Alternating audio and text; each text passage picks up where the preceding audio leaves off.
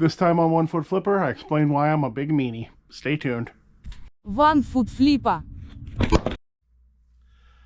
Hi, Paige here, the One Foot Flipper. Today, in addition to whatever else we talk about, I'm going to address a common comment or comments that I often get on my channel. I'm just going to read kind of a hybrid comment. This is a hybrid of many comments. Paige, why are you always so negative? Is there something bad going on? Are you jealous of other resellers? Why are you such a big, mean bully that puts everybody else down? What's wrong with you? And, okay, let's get real. It isn't so much that I am a negative person. Now, what it is that I am a naturally sarcastic person, so that doesn't really flow towards positivity. And you know what? I wasn't all flowers and pancakes and Goldilocks back when I had two legs. And I definitely do lean a little bit towards pessimism. But you know what? Pessimists tend to make better business decisions. You know, they tend to make more realistic assessments of how good the sales will be, how good, you know, they don't overblow how good the sales are going to be. They don't underestimate their costs and so on. So I don't think that's a bad thing. And I'm not a pessimist as if I'm gloom and doom.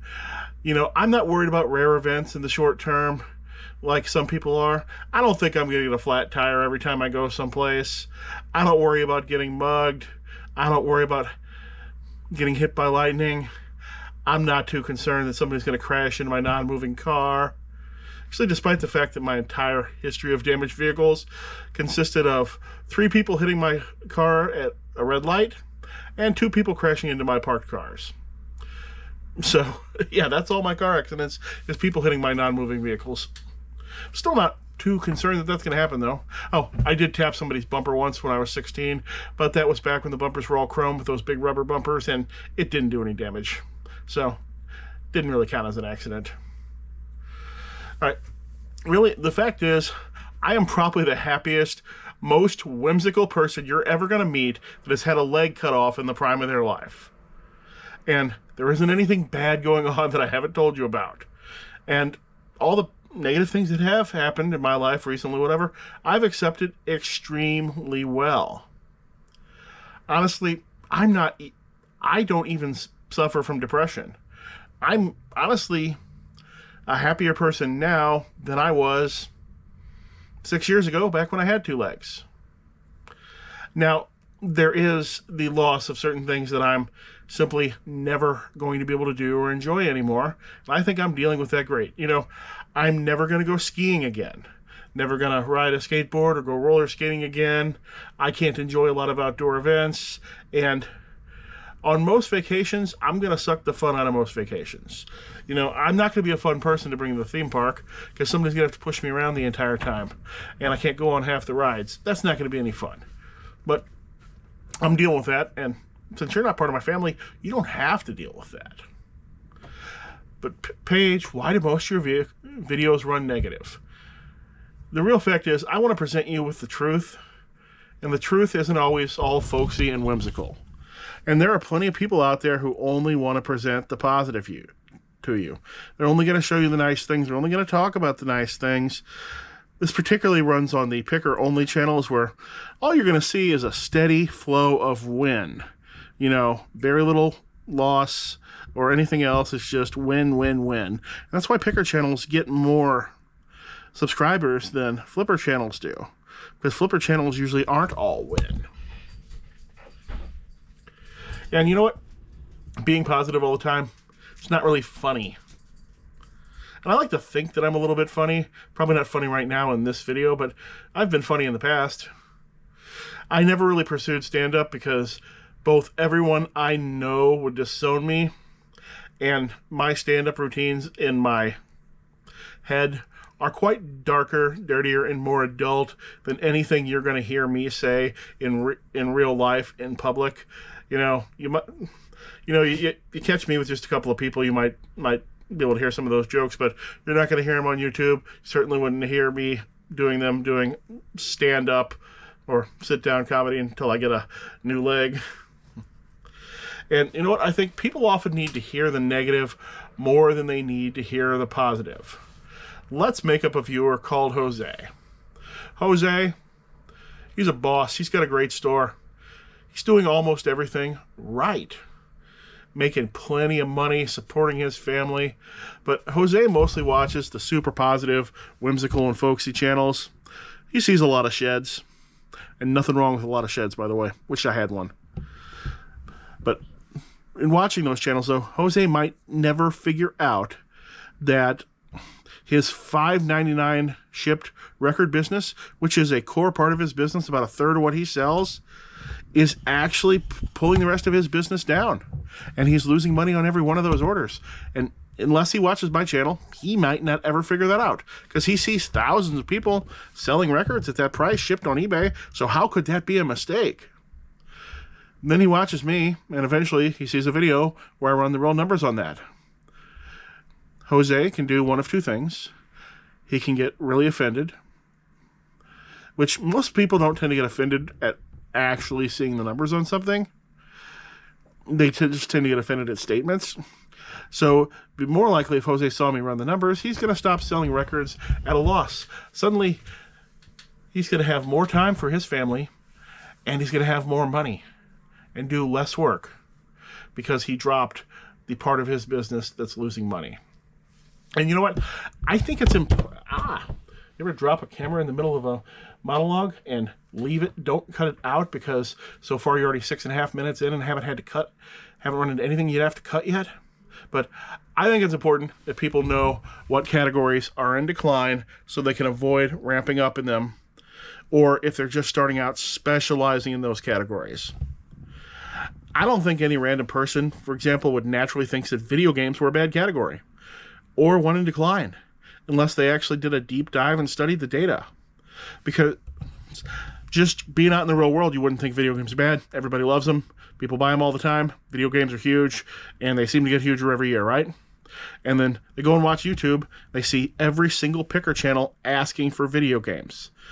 They go try to look for them in the real world. They find insane competition in their local scene, but still have no idea that the category itself is bad. And now, my definition for a bad category is one that is both in decline, and in decline means that the average sale price of the item or sell-through rate keeps getting worse, it's usually both, and that the average item you find in the category cannot be shipped out for any real sort of profit. The category in decline doesn't mean that there are no bolos in the category, and it doesn't mean there are not category experts out there killing it. It just means that the category is more trash than cash. And for every time you watch one of those videos, you see somebody asking for video games at a garage sale, the people go out and back and they pull out a bunch of top-tier cartridge games, Sega Genesis games and Super Nintendo games, Zelda and Pokemon, and all of that. There are 10 more videos you don't see. Either where it gets really awkward because they call their son on the phone who's away at college to see if they can sell the games. They don't really want to sell the games, or the grown kid wants too much for them. You don't see that very often. I have seen it in a few videos, though. Or they go through a whole bunch of work and they pull out a whole bunch of disc-based games, Xbox, PlayStation, and a bunch of those games, of which the most popular titles now tend to sell for $1 more than the cost of shipping. So you can't even pay the person $1 each on those games and make any money. And you're not seeing that in the videos. And if nobody told you that, unless you decided to research it on your own, you wouldn't know that, now would you? And that particular category also features the real problem that hardware availability is going to be a serious problem in the future. These old disc-based consoles keep breaking left and right. There are no replacements for them. Meanwhile, future generations of consoles are moving to more and more downloads. Eventually, they'll drop the discs entirely. They really almost sort of have anyway. The whole game's not on the disc anymore most of the time. But eventually, there will be a point where they'll have all these games, but nobody can play them because they won't have a working system, or very few people will. So, people say I'm jealous of other resellers, and that really couldn't be further from the truth.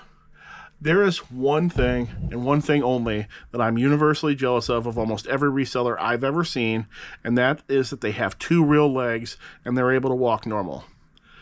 And that's pretty much it.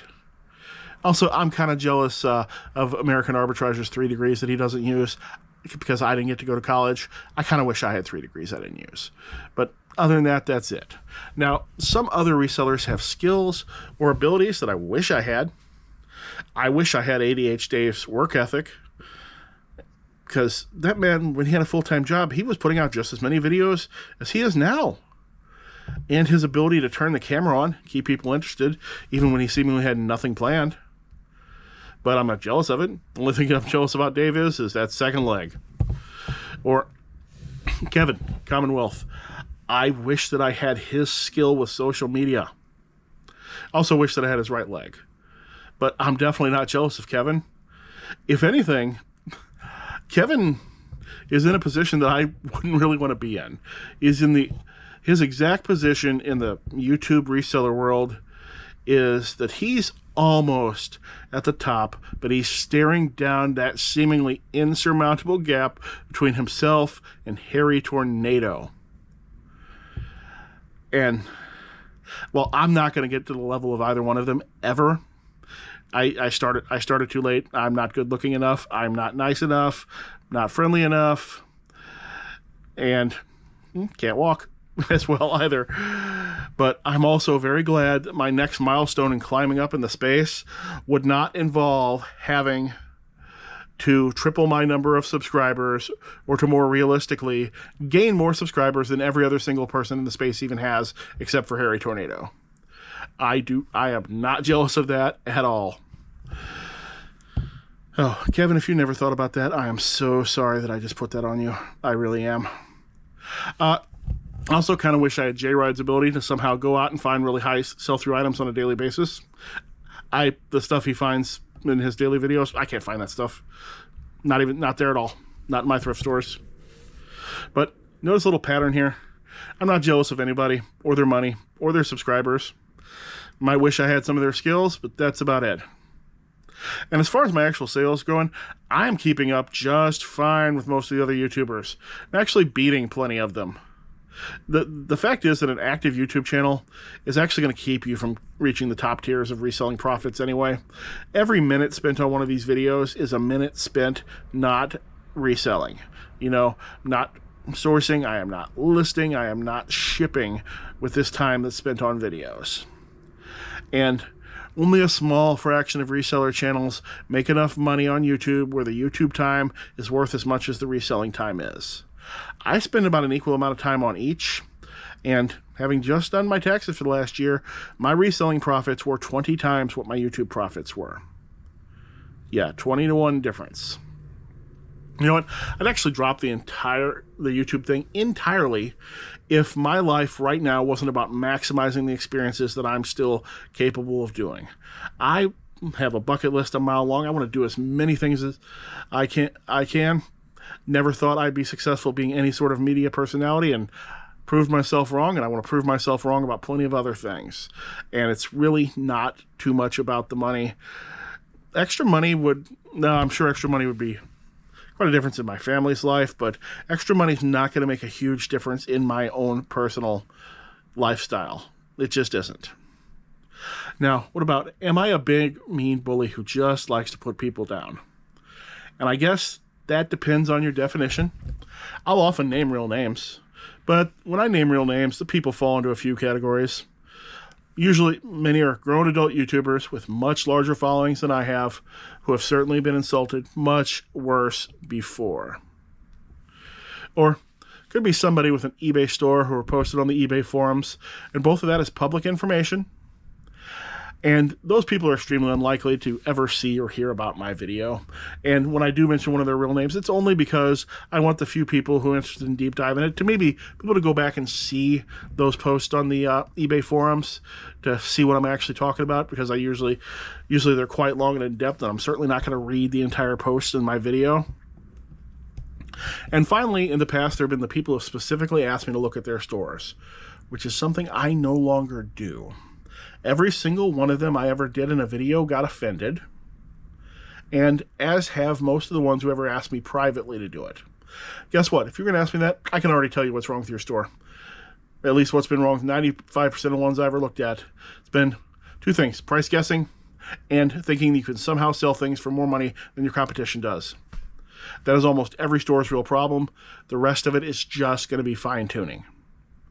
That's it. If you don't price guess and you aren't trying to sell items for more than the competition, then the only problem with your store is fine-tuning. Whether it's fine-tuning of the items, fine-tuning of your shipping, fine-tuning of your titles or your photos, I don't know. But if you're actually researching all your prices and you're not trying to sell for more than the competition, then you've already accomplished 90% of eBay sellers have never accomplished. And no, I don't get off on putting other people down. I actually hate it that some of my favorite YouTube people are giving advice or showing examples of things that I'm actively preaching against in my own videos. The fact is, I'm going to speak out about magical thinking about your sales. Toggling your shipping, your international shipping on and off does not change your sales. You should not expect your sales to be even from one day to the next, certainly not from 1 hour to the next, regardless of how large your store is. Fact is, in the middle of the night in North America, most people are asleep. They're not up buying Quigley Down Under DVDs at all. Thus, many stores, regardless of size, will often go the entire night without selling a single item. That's not weird. That's not eBay turning you off. That's just reality. I'm going to speak out against blaming other people for your problems. Even when there is a problem outside, you can either blame the problem or you can work around the problem and still succeed. Because other people, they're going to work around the problem and they're going to succeed. While others are going to blame the problem, curl up, and lose. Which one do you want to be?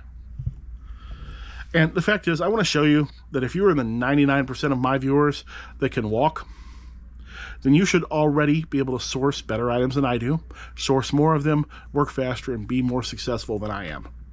If I can do it, then you can really do it. And the fact is, in all reality, I'm actually a really nice person. My primary character flaw is that I am helpful to a fault. It took me much of my life to train myself not to give unasked for advice. And YouTube actually gives me an output for that part of my personality, since if you don't like it, you can click over to a picker channel and watch nothing but hit after hit after hit without any of the failure or actual work involved in the business. All right, I think that's about all I've got for today. Different video than normal. This is either going to tank or get 4,000 views. I'm not sure which. Why don't you put your predictions down in the comments? Thanks. Hope to see you again soon.